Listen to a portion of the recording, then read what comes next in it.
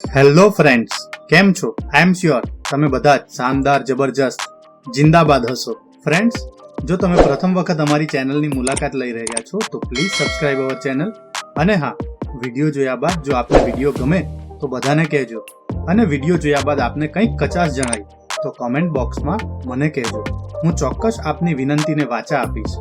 Friends, આજના ટોપિકની ચર્ચા કર્યા બાદ જો આપના મનમાં કંઈ પણ પ્રશ્ન હોય, કંઈ પણ મૂંઝવણ હોય તો કોમેન્ટ બોક્સમાં મને જણાવજો. હું ચોક્કસ આપના પ્રશ્ન, આપની મૂંઝવણને દૂર કરવાનો પ્રયત્ન કરીશ. સો ફ્રેન્ડ્સ, ચાલો આજના ટોપિકની ચર્ચા શરૂ કરીએ. નમસ્કાર મિત્રો, આજના વિડીયોમાં આપણે જોઈશું વસ્તી ગણતરી અંતર્ગત જ્યારે આપણી ઓનલાઈન ડેટા એન્ટ્રીની કામગીરી HLO એપ્લિકેશનમાં સમાપ્ત થાય છે તો આ ઓનલાઈન એન્ટ્રીને સમાપ્ત કર્યા બાદ જ્યારે આપણે ફાઇનલ સબમિશન માટેની પ્રોસેસ કરીશું તો આ ફાઇનલ સબમિશન પહેલા આપણે કઈ કઈ બાબતોને ધ્યાનમાં લેવાની છે, કઈ કઈ બાબતોને આપણે વેરીફાઈ કરી લેવાની છે, તો તેના માટે આજે આપણે ચર્ચા કરીશું. અહીં મિત્રો 4 વસ્તુ ખાસ આપણે કાળજીપૂર્વક ચેક કરી લેવાની છે કે આપણે HLO એપ્લિકેશનમાં ફાઇનલ સબમિટ કરીએ તે પહેલા આપણે આ 4 વસ્તુને ખાસ ચેક કરી લેવી જોઈએ. સૌથી પહેલા આપણે અપેક્ષિત મકાનની સંખ્યા અને અપેક્ષિત જનગણના ઘરની સંખ્યા, જેમાં આપણે અંદાજિત સંખ્યા લખી હતી એ સંખ્યા હવે આપણી પાસે ફાઇનલ આંકડો આવી ગયો હોય તો તે પ્રમાણે આપણે ફાઇનલ આંકડો જ અહીં અપડેટ કરી દેવો જોઈએ, જેથી આપણે ફાઇનલ સબમિટ આપીએ તે પહેલા આપણો અંતિમ આંકડો નકશામાં, ઓનલાઈન ડેટા એન્ટ્રીમાં અને હોમ પેજ પર એક સરખો દેખાય. આપણે આપણા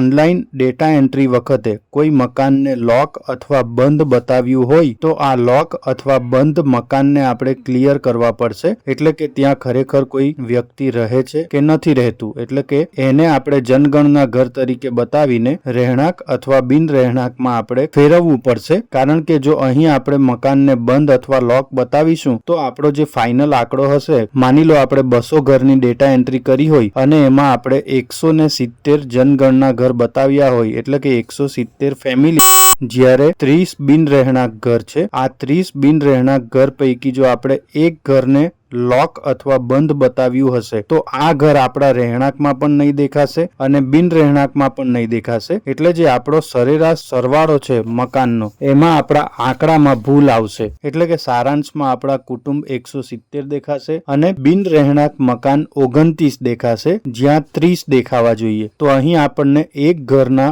નંબરનું વેરિએશન આવશે. તો એના માટે આપણે એક ઘર ક્યાં તો આપણે બંધ બતાવ્યું હશે, ક્યાં લોક બતાવ્યું હશે, તો આ બંને પરિસ્થિતિમાંથી આપણે 0 નંબર અહીં ફરજિયાત કરવો પડશે. ત્યારબાદ મિત્રો આપણે આપણા નજરી નકશામાં જેટલા મકાનો બતાવ્યા હતા તેટલા મકાનો ઓનલાઈન એન્ટ્રીમાં દેખાય છે કે કેમ તે પણ આપણે ખાસ ચેક કરી લેવું જોઈએ. એટલે કે આપણે નજરી નકશામાં જો 200 ઘર બતાવ્યા હતા તો અહીં આપણી ઓનલાઈન એન્ટ્રીમાં પણ 200 ઘર દેખાવા જ જોઈએ અને ફાઇનલ 200 ઘરનું સમન્વય પણ થયું જ હોવું જોઈએ. તો આ વસ્તુ પણ આપણે ખાસ ધ્યાનમાં રાખવી કે જેથી જો કોઈ ઘર છૂટી ગયું હોય ભૂલથી તો તેને આપણે ફાઇનલ સબમિટ આપીએ તે પહેલા આપણા ઓનલાઈન ડેટા એન્ટ્રીમાં સેવ કરી લઈએ. અને મિત્રો અંતે ત્યારબાદ મિત્રો આપણા સારાંશમાં જો કોઈ મકાન અપૂર્ણ દેખાતું હોય, એટલે કે આપણે એની ડેટા એન્ટ્રી અડધી કરીને છોડી હોય તો તે મકાનની ડેટા એન્ટ્રી આપણને અપૂર્ણ દેખાશે. આપણે આ અપૂર્ણ ડેટા એન્ટ્રીને પૂર્ણ કરવાની છે અને ત્યારબાદ જ આપણે ફાઇનલ સબમિટ આપવું જોઈએ. સો ફ્રેન્ડ્સ, આપણે